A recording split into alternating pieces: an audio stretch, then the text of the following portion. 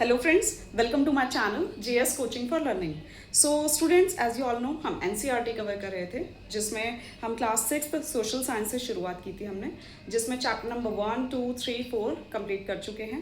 Now we are starting chapter number 5, India that is Bharat. So chapter start करने से पहले मैं आपको ये बताना चाहूँगी कि जो आज की डेट में हम इंडिया का मैप देखते हैं, मॉडर्न इंडिया मैप देखते हैं जिसमें स्टेट्स देखते हैं, सबकी बाउंड्री बॉर्डर्स होते हैं. सो अगर मैं आपसे पूछूं कि 5000 ईयर्स अगो, 2000 ईयर्स अगो, क्या वो जो ऐसा इंडिया हम आज देखते हैं मॉडर्न स्टेट, क्या वैसा ही दिखता था? तो आंसर है नो, हमें इंडिया वैसा नहीं दिखाई देता था. इंडिया में आज की डेट में काफ़ी चेंजेस हुए हैं. पहले इंडिया ऐसा नहीं था. और नाम भी अगर हम बात करें तो इंडिया के नेम्स भी अलग थे और अलग अलग एंशियंट टेक्स्ट में हमने उसको अलग अलग नेम से जाना. तो ये नेम्स कैसे पड़े, मतलब नाम कैसे आया इंडिया, भारत, तो ये सब के बारे में आज हम इस चैप्टर में पढ़ेंगे.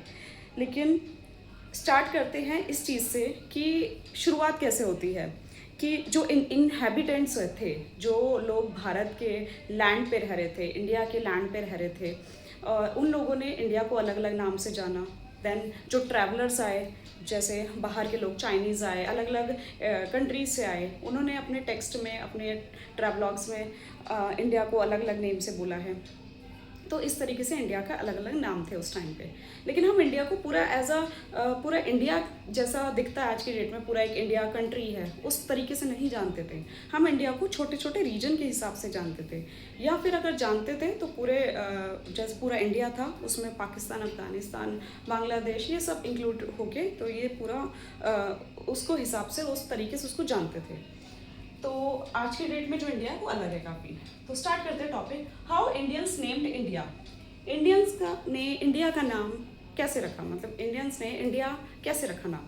तो स्टार्ट करते हैं कि जो हमारा एंशियंट टेक्स्ट है ऋग्वेद, जो ऋग्वेद सबसे पुराना टेक्स्ट माना जाता है इंडियंस का, और उसमें मेंशन किया हुआ था कि नॉर्थ वेस्ट रीजन जो था इंडिया का, जिसमें पाकिस्तान, अफगानिस्तान, इंडिया, ये सब इंक्लूडेड था, उस रीजन को हम सप्त सिंधव कहते थे.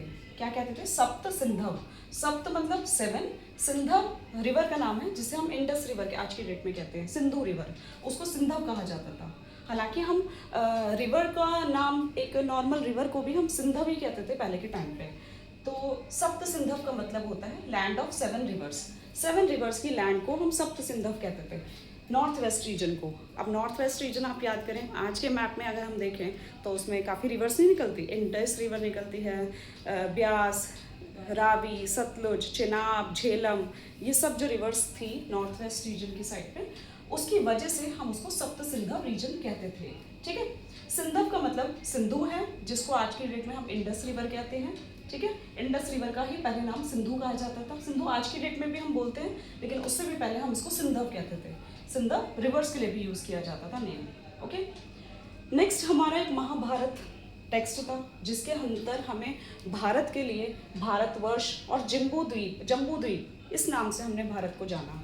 अब भारतवर्ष जो था वो पूरा इंडियन सब कॉन्टिनेंट को हमने भारतवर्ष कहा था उस टाइम पे महाभारत टेक्स्ट में, जिसमें कंट्री ऑफ भारतास, भारत की कंट्री को, भारतास की कंट्री को भारतवर्ष कहा गया. ओके. एंड जम्बू द्वीप नाम भी मिलता है इंडिया के लिए, जिसका मतलब था island of fruit of jamun tree. जिस लैंड पर जामुन के ट्रीज पाए जाते हैं उसको जम्बू द्वीप कहा जाता था. तो इंडिया का नाम पहले जम्बू द्वीप भी होता था एंड भारतवर्ष भी होता था, जिसका मतलब था country of Bharatas. Okay. Then Bharat name first appeared in Rigveda.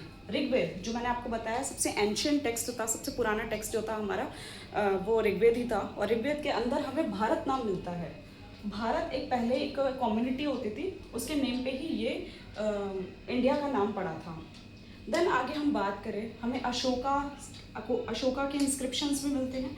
Inscriptions मैंने आपको पहले बताया था, कोई ऐसी चीज़, ऐसी पत्थर कह लो या कोई भी कॉपर कह लो, जैसे कॉइन्स कह लो, तो या दीवार पे ही खुदरे हुए कुछ लिखा हुआ, उसको इंस्क्रिप्शंस कहते थे.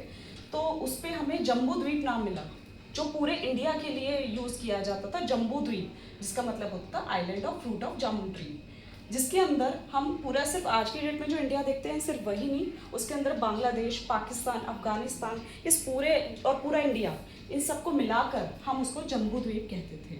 ओके, कुछ सेंचुरीज के बाद, कुछ टाइम के बाद क्या हुआ, भारत जो वर्ड है वो यूज़ किया जाने लगा इंडियन सब कॉन्टिनेंट के लिए।